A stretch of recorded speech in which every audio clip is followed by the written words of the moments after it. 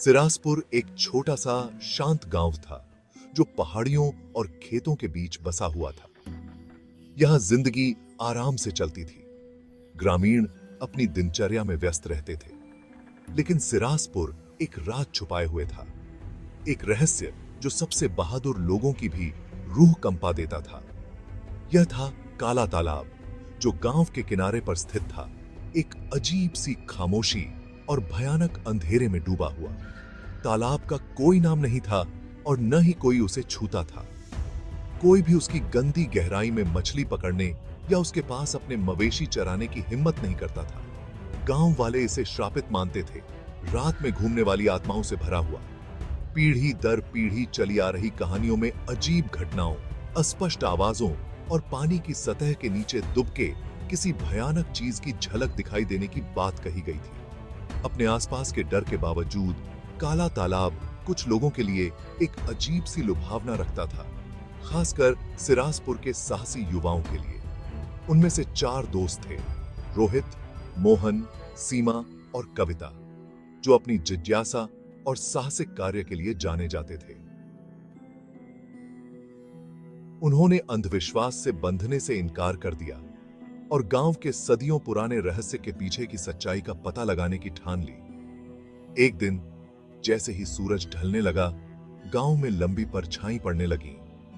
4 दोस्त अपने सामान्य मिलन स्थल, गांव के कुएं के पास एक विशाल बरगद के पेड़ के नीचे इकट्ठा हुए। वे आपस में फुसफुसा रहे थे। उनकी आवाजें उत्साह और घबराहट का मिश्रण थीं, क्योंकि उन्होंने अज्ञात में जाने की अपनी योजना को अंतिम रूप दिया। काले तालाब के किनारे एक रात बिताने और उस रहस्य का सामना करने के लिए जो पीढ़ियों से उनके गांव को डरा रहा था। आज रात हम यहाँ मिलेंगे, खाना खाने के 1 घंटे बाद। कोई पीछे नहीं हटेगा। अगर कुछ हो गया तो? कुछ नहीं होगा, हम सावधान रहेंगे। हम बस एक बार देख लेंगे, देखते हैं कहानियों में कोई सच्चाई है या नहीं। हम साथ रहेंगे, हम एक दूसरे की ताकत बनेंगे। वे सभी सहमति में सिर हिलाते हैं। उनका वादा पक्का हो गया। जैसे ही सूरज की आखिरी किरणें क्षितिज से नीचे डूबी, वे तितर बितर हो गए। उनकी प्रतिज्ञा का भार हवा में भारी था। उस रात चांद की हल्की रोशनी में चारों दोस्त बरगद के पेड़ के पास फिर से मिले। हर कोई एक छोटा बैग लिए हुए था, जिसमें जरूरी सामान था। एक टॉर्च, एक पानी की बोतल और रात की ठंड से बचने के लिए एक मोटी शॉल। जैसे ही वे गांव के बाहरी इलाके की ओर चल पड़े, उनके कदम रात के सन्नाटे में गूंज रहे थे। यहां तक कि झींगुरों की चहचहाहट भी फीकी पड़ गई, मानो प्रकृति ने भी अपनी सांसें रोक ली हों, घटनाओं के सामने आने का इंतजार कर रही हो। काले तालाब के पास पहुंचते ही उन पर एक अजीब सा खौफ छा गया। हवा काफी ठंडी हो गई, जिससे उनकी रीढ़ की हड्डी में कंपी दौड़ गई। रात की एक बार परिचित आवाजें एक अजीब सी खामोशी से बदल गईं, जो केवल उनके अपने दिलों की धड़कन से टूट रही थी।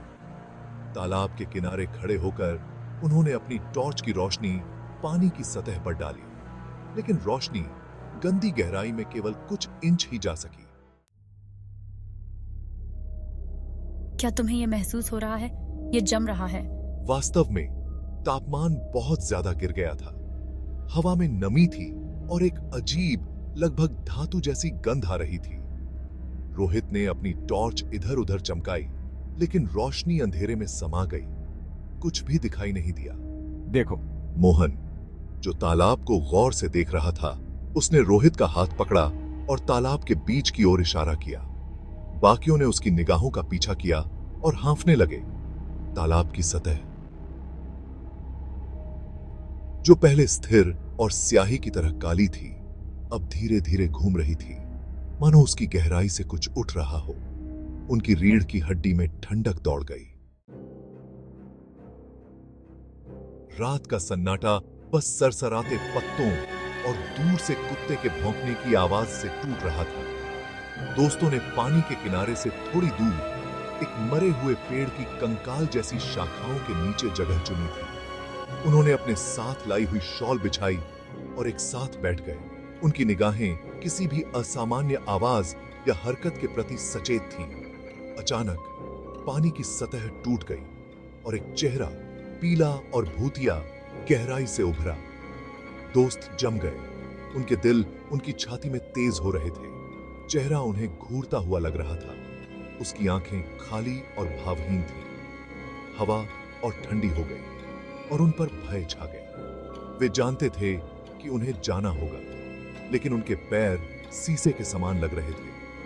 गहराई से चेहरा उनका स्वागत करने आया था और उनकी रोमांच की रात एक बुरे सपने में बदल गई थी।